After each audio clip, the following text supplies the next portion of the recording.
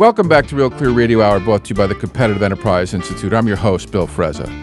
We're here at Brigham and Women's Hospital talking with Dr. Thomas Stossel, professor of medicine at Harvard Medical School and a longtime research scientist in cellular biology. Tom, you've been a bit of a one-man crusade looking into the financial conflicts of interest in medical research, which you call a damaging solution in search of a problem.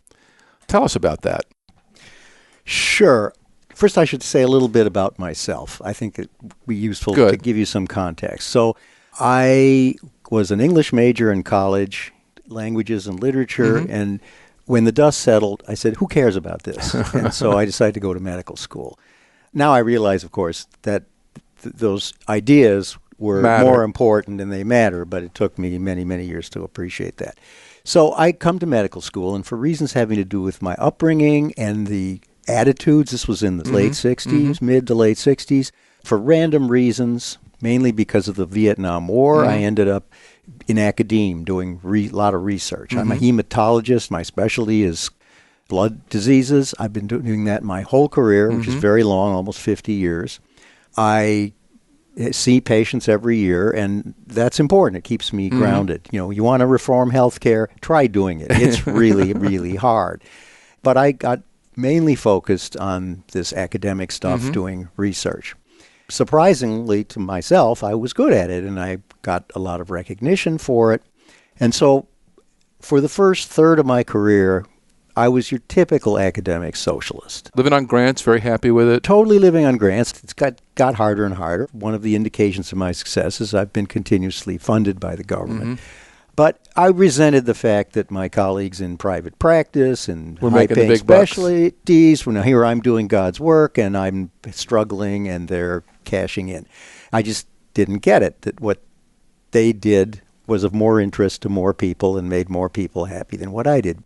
So the defining moment was in 1987, I was asked, based on my track record, to join the scientific advisory board of the then fledgling biotech company Biogen. Oh, which is a great story. IDEC. And this was absolutely transforming. I realized how clueless I had been. First of all, how fundamentally honorable the business people are compared to my academic colleagues who'd run their grandmothers over for recognition, whatever. And I learned about how difficult it is to actually get this research translated into things that help people. Try bringing a drug to market. And one of the benefits of that experience, aside from the fact that I did make some money, was that since that time, I've been trying to do that. I have two projects that I'm trying to commercialize. If you add them both up, it's 60 years of effort. They're not there yet. They're live, which is always good. Right. That's a long product development cycle, though. It is absolutely. And I realized how clueless my colleagues were. They had no idea. And, of course, by this time, it's halfway through my career. I can certainly say it now. It's obvious to anybody who's been in medicine as long as I have that it's infinitely better than when I started out. I mean, let's just take the example of heart disease.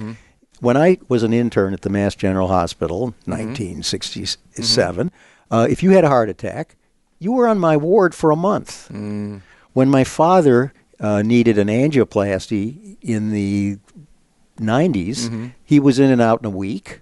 Now you'd be in and out in a day. Yeah. And when I started, nobody knew the risk factors. So we shipped the people back out only to come back with, and we had, if we'd known about them, there was very little we could do about it. You know, tell people to go on low-fat, low-salt diets, and they tasted so terrible there was no way anybody was going to comply with that.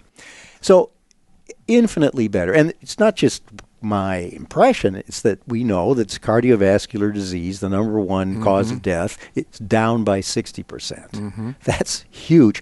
And the death rate remains 1 per person. So you don't die of heart disease. You go in the number 2 cause, that's cancer. Cancer mortality is at an all-time low. Do you credit this progress with people trying to be better doctors or with people trying to get rich developing products and services? Absolutely the latter. It's all because of the tools that we have that we didn't have when I started out. And that's patently obvious. But people don't get it. It's not taught in medical schools. And there are even people who deny it. Well, up until penicillin was commercialized, the doctor was more likely to hurt you than help you. And the age of commercialization began with those first antibiotic drugs and went from there. It's been a spectacular story if you look at it. People claim that that's where the cost in our increased health care is coming. But if you took all the products and services sold by drug companies and device companies and took them out of the healthcare budget, how much would it go down? 3%. If the companies gave the stuff away for free, it's 10% of total healthcare costs. The costs are hospitals, insurance, doctors. When I talk to news reporters and I say this, they don't get it. They don't know this. It's amazing. Going back to the Biogen experience, that as I'm having this incredible education, timing is everything. That was the moment that what I call the conflict of interest mania emerged. So there was an incident at the Mass Eye and Ear Infirmary that in the fullness of time wasn't what it was cracked up to be. But that caused a disease in the Harvard Medical School dean. It was very sensationalized by the Globe. That's right. It's called administralgia. And that started the whole regulatory ratchet in research. And I'm looking at what they're saying, and I'm looking at my Biogen experience, and I see it as an inversion of reality.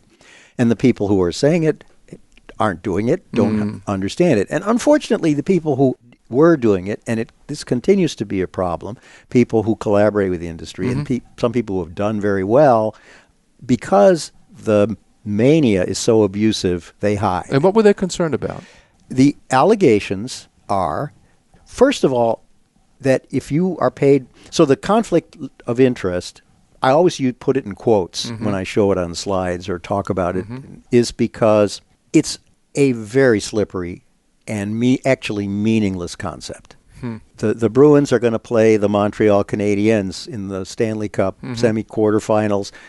That's a conflict of interest. I get that. But the idea that if I'm paid for something, I'm a doctor, I'm paid by a company for consulting, for speaking, for giving advice, It'll doing make me do bad research, medicine. I will lie, cheat, and steal. That's the assumption. And there is almost no evidence for that. But that's what came out. For example, one rule that Harvard Medical School inflicted when the first rules came out was that if you were doing research that was sponsored by a company like Biogen, you couldn't have equity in that company. You couldn't have stock, or vice versa. That's all startups have to give. They don't have cash. Absolutely, absolutely. And the story I love to tell is one of the founding scientists of Biogen was Ken Murray. He died last year. He's a Scottish microbiologist, real hotshot scientist. And Biogen paid him to identify the protein on the surface of the hepatitis B virus, cause of a nasty liver disease, that became ultimately hepatitis B vaccine. Now, the reason they paid him was because a researcher's cachet comes from doing what they're branded to do. So your grants are paid to you for doing that, and you're funded to that level, and you have that many people, and you can't drop everything and do something that might help people because it's risky. You've got to keep the machine going. So because Biogen paid for that, he was able to do it. He had equity in Biogen. Because of that, stock options and stock, and because that actually worked and became vaccine, he became fabulously wealthy. Biogen became a going concern. And who was hurt by him becoming wealthy? Absolutely not. Well, here's the point. Hepatitis B is the major cause of cancer in the world. If you have hepatitis B, the chronic liver disease, it's going to get you. End up getting liver cancer. It will be eradicated because of his work. The value to mankind is incalculable. He made $1 million and he saved 1 million lives. He probably made more than $1 million, but he probably saved more than 1 million lives. He was knighted by Queen Elizabeth. He was a fellow of the Royal Society. It was win-win, good. And the rules want to stop this. And the rules would stop that. He couldn't have done it according to he was before those rules existed. There hasn't been a single case in those 30 years that those rules have existed that anyone has lied, cheated, or stolen in order to prop up stock. And the point is, they couldn't do it. It wouldn't work. It wouldn't work because the stuff wouldn't work. I mean, this is the thing I don't understand. If a scientist gave bad advice or false advice in return for money, the product's not going to work. So someone compiled retractions of papers in medical journals, scientific journals, due to misconduct, which is fabrication, falsification, or plagiarism. 95% had no commercial connection, all academic. And for the very reasons you say. If there's investor money and there's regulatory oversight, no company is going to tolerate lying, cheating, or stealing. I would think almost the opposite. If people want to get a grant and they fake results and they get a grant, it's just a paper somewhere. It actually never gets tested by the market. Of course, absolutely. You would think that would be more of a worry to the industry than a commercialization. The problem is common sense and reason doesn't apply here. The people who promoted these rules come in two flavors. I call them instigators and enablers. So the instigators, some of them are ideologues. They just believe that medicine should be free and people should do research and development because it's the right thing to do. And the government should not all of it because they're so good at it. Utopian. But most of these instigators are opportunists. It turns out, as an academic, you can make a living putting out these corruption claims, most of which are false. False. Totally false. So there's academics. Of course, the media loves corruption, whether it exists or not. Well, especially loves corruption if rich people are involved. Right. And then politicians. Senator Grassley made hay off of this. But probably the biggest instigators are the lawyers, the prosecutors, and the tort lawyers, because this helps them and in their entrepreneurship to go sue people or prosecute people. Why do the academic institutions go along with this? You would think if you were running Harvard, you would be concerned that you wouldn't be able to attract and retain the best scientists if you had stupid rules. Because the rules have steamrollered everywhere, it's a level playing field. So there's no competitive advantage. So there's no competitive advantage to not having those rules. Inequality is a popular political term these days. And academe, I think, is one of the reasons it's corrupt is because there's a lot of inequality. When I started out, academic institutions were mostly run by people who actually did things. They were researchers, they were clinicians, and the administrations were very small. They took their turn as head of the department. Right. And with the increase in the size and scope of healthcare, and the funding, academic healthcare, non-academic healthcare, it's just there's this administrative class that has grown up. And you know, they're not bad people. I might advise people to go that way. But they're the only people in the system now who have security, have hardwired big salaries. People like me have to beg for salaries. We have to panhandle for grant support. That has a certain adaptive value, but now it's really, really extreme. So for the people in those positions, in those administrative positions, there's no downside. So if I don't discover anything or innovate anything the next 10 years, they'll be playing golf at the retirement home. They're not bad people, as I said.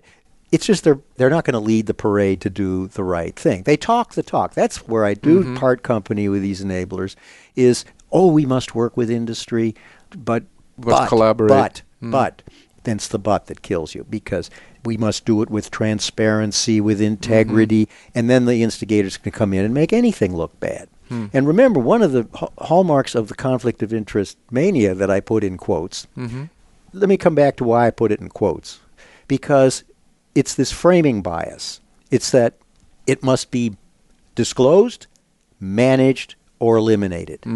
So by definition, it's bad. It's a problem. Yeah. And what makes it even worse is the appearance of conflict of interest is a problem. And, of course, you can make anything look bad. The instigators are happy to sign up, line up, and do that. And they do it as a full-time job.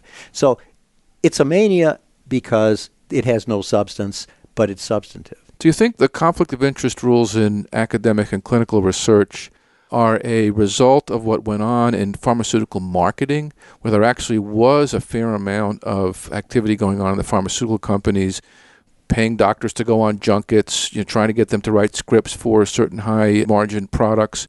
Is there a way that those two problems have been conflated?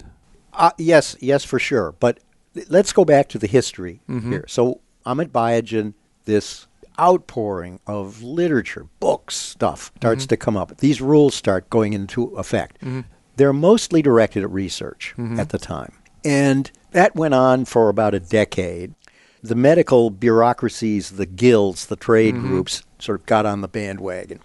one of the concerns was clinical research. You shouldn't be doing research on patients if you have a financial interest. And at face value, you can say, well, the research I do is very basic. I don't know anything about it. So it would be stupid for me to do research. On the other hand, I don't want it to fail. I don't want to hurt people. So I would like to be able to be involved. But there's this impetus to put an arm's length. It's also good to have somebody else does it that validates what you do. But particularly in the device space, the inventor's the most passionate, the most dedicated, the one who's going to do really try to move the thing and fix the problems, which, of course, the opposite extreme is why the government would be the worst thing to do it. So the research ratchet, and it was very much stimulated by this case at University of Pennsylvania where this boy died in a gene therapy experiment, the Gelsinger case. Yep, very famous case. And I know a lot about that because Biogen was one of the companies that underwrote the company that, and the guy who was spearheading that research would come to Biogen, and I'd hear him talking. There were a lot of problems, but it had nothing to do with money. It had to do with it was a science issue. It had to do with poor, which probably a real company would have done a much better job. But Gelsinger became the martyr to the cause, and this became huge. And of course, this just absolutely the administralgia became. Well, it stopped totally gene therapy acute. for a decade. It's just now starting to trickle back. Yeah, I think one of the problems with gene therapy is it just hasn't worked. Right. But in any case, that was around 2000. After I had my sort of awakening at Biogen, this Mania comes out. I mainly just read all the stuff, absorbed it, annoyed my friends, complaining about it. But it was only in about 2004 when the Los Angeles Times beat up on friends of mine at the National Institutes of Health for supposed consulting violations that I came out of the closet, started to write and speak. It's almost become a one-man crusade. Well, a year after I started, a paper came out in the Journal of the American Medical Association, first authored by a colleague here at the Brigham named Troy Brennan, who's now a drugstore magnate. He's the vice president of CVS Caremark. But this paper sort of moved the conflict of interest mania out of research into every aspect of medicine. And so this bears on your issue of the marketing. And it basically was that you had some more of these books coming out and these incredible claims. First of all, industry doesn't really innovate. It just makes Me Too products. Its research is biased, and you hear this all the time. Industry only cares about stockholders, whereas we pure doctors care about patients. So that's a heavy one. The second is that the marketing is not education. It's not evidence-based. And that started the drive to sort of apartheid, that doctors, and particularly medical students, should not be exposed to the sales force. Oh, and that's become an iron curtain now. And that is linked to sort of the first accusation that if industry just stopped that marketing and actually did real research and development, we'd cure all of our ills. And then the third dimension was that it was about the time that this paper came out that the prosecutors came up with this creative strategy of going after companies for off-label promotion. Yes. And I hope we can talk about it because that's been grossly misrepresented. But it's the smoking gun. Look, these companies are felons because why else would they pay these billion-dollar fines for what the media reports as healthcare fraud? So this paper, I was astonished by the traction it got. The New York Times lovingly salivated over it, and this just then rolled the regulatory gauntlet beyond research into no samples, no speaking.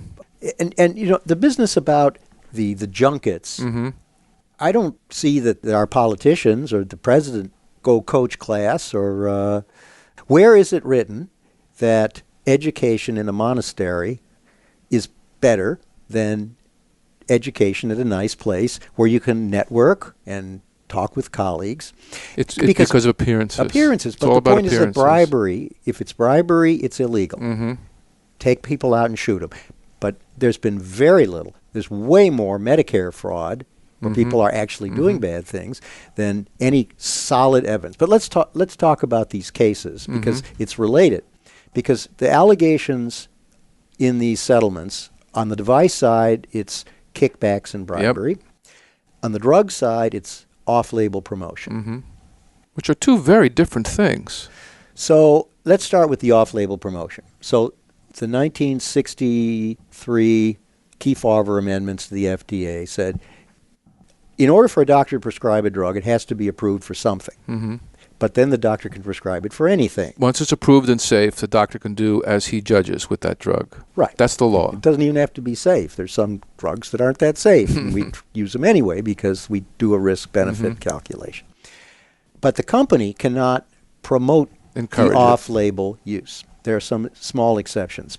But isn't off-label use how we learn about new treatments and how we take a drug that's been through the gauntlet of FDA approval and get it to help people without having to spend another $1 billion taking it for another indication? Absolutely. And there's a huge percentage of prescribing is off-label. In fact, there are cases where not to do off-label prescribing would be considered malpractice. Right, because it's standard of care. Because it's become the standard of care. But up to that, till the early 2000s, the FDA could go after a company and say, you're pushing the envelope on what you're promoting here, stop. And if they don't stop, they could find a prosecutor who could go after them. Which includes handing out peer-reviewed published papers. Right. Just Xeroxing them out of a journal and handing them to a doctor is breaking the law, which is kind of an amazing thing. Okay, well, that's one of the exceptions, is that you can give people peer-reviewed papers, but the paper has to be written by somebody who's not associated with your company. It can't be done by a marketing person. I mean, it's pretty stupid, but who knows more about a drug than the company?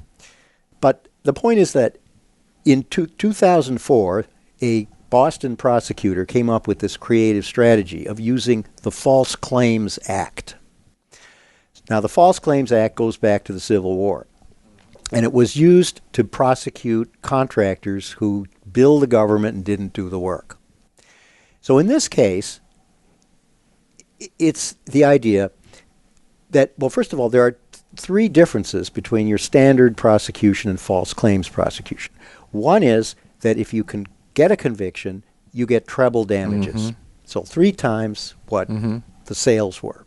The second is whistleblowers get big-time rewards. And the third one I'll come back to in a second, because that's the clinker.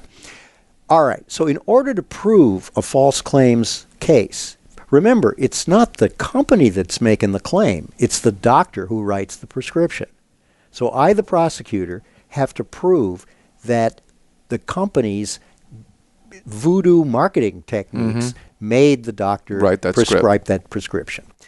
That's impossible. You can never win a case like that. But the companies always settle anyway. No, because the PR is too damaging. No, it's because of the third piece of the false claims. Do you know what it is? No.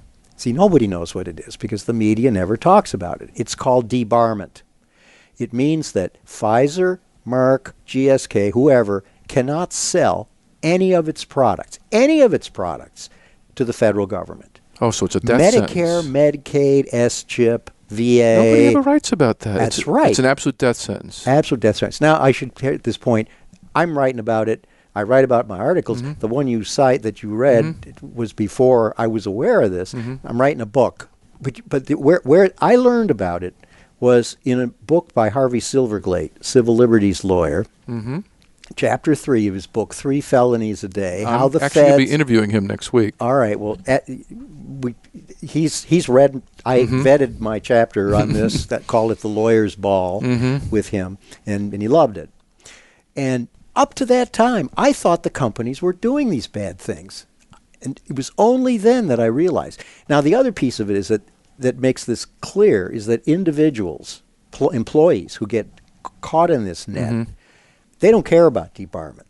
They care about being able to have work in the industry. Right, putting food on the table. So when they go to court, they win. So this is a prosecutorial extortion racket, and arguably is the biggest damaging factor in this whole conflict of interest mania, because as a result of it, companies have retrenched in a big-time way in subsidizing medical education, which, of course, the instigators love that because they think this education is biased, even though there no evidence. Huge surveys have been done and very low impression that there's bias. And where it's difficult to get education keep up with this ever-changing technology, like in rural areas and small towns and whatnot. That's bad for patient care. Patients should be appalled that the lawyers and the prosecutors have made it so that doctors aren't getting the education that they need. So, Doc, if, as you say, this mania for conflict of interest regulation and this push to further constrain the ability for doctors to learn from drug companies and from each other is irrational and counterproductive, why is it going from strength to strength? Several reasons. One is medicine has historical baggage. You mentioned earlier about how for millennia doctors did more harm than good. In fact, there's a great book by a British historian named David Wotton, W-O-T-T-O-N. I mean, I knew old medicine sucked, but I didn't know it sucked that bad. And so all doctors could do to raise their low status, and they didn't do it very successfully, was to foist themselves off as priestly figures. And so that's why it's all diseases were defined in Latin and Greek, and worthless treatments were in Latin and Greek. And that didn't work very well. As science began to creep into medicine and doctors were able to start doing things, they had a big fight with the patent medicine industry. So they went after it as being commercial. See, and commercial became wicked in the context of medicine. Now, by the 1950s, medicine was in charge. It was doing great things. There was no reason to keep all this saintliness baggage. But hey, there was no reason to get rid of it either. You could have it both ways. But that plagues us today because that's one of the reasons why. So a second reason is that, as I said before, the rank and file in medicine are just trying to get through the day and do a good job. And the ethics of medicine that's taught to medical students is left to the instigators, the people who are not doing anything. And I published a paper 2 years ago that showed that 90% of what's published in medical journals about industry-physician interaction emphasizes risk. My research associate, David Barton, is doing a study of medical school curriculum. And it's astonishing. It's even worse what medical students learn about industry that's being just evil.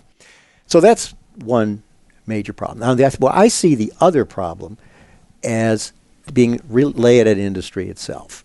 As I said, the enablers aren't going to lead the parade, even if deep down, and they're not paying attention anyway. But industry has been total wimps. Part of it's because of these prosecutions, and they're afraid of more prosecutions. They've got a lot to lose. But when somebody says to you, you know, the earth is flat, and because you won't admit the earth is flat, you're corrupt. And then you say, no. Well, we do good things, and my work shows that the earth is round, and I did not as corrupt as I used to be. You can't win. No. You have to turn around and say, you know what? Intellectual dishonesty is the worst form of corruption. You're the one who's corrupt. And we're the ones who are actually helping people. And you're making it harder. Asking drug companies to pick a fight with the regulators and the people who pay for their prescriptions is probably not a good recipe for success. It's a hard call, but whether it's going to be done through the trade organizations, but, you know, has what they've been doing worked? Well, another way to solve the problem is progress just stops. Yeah, if people die sooner, that's one way to shore up health care costs. Yeah. So, Tom, you've been at this for a long time. What do you see ahead? It has been a lonely campaign, and I've been surprised that there's been so.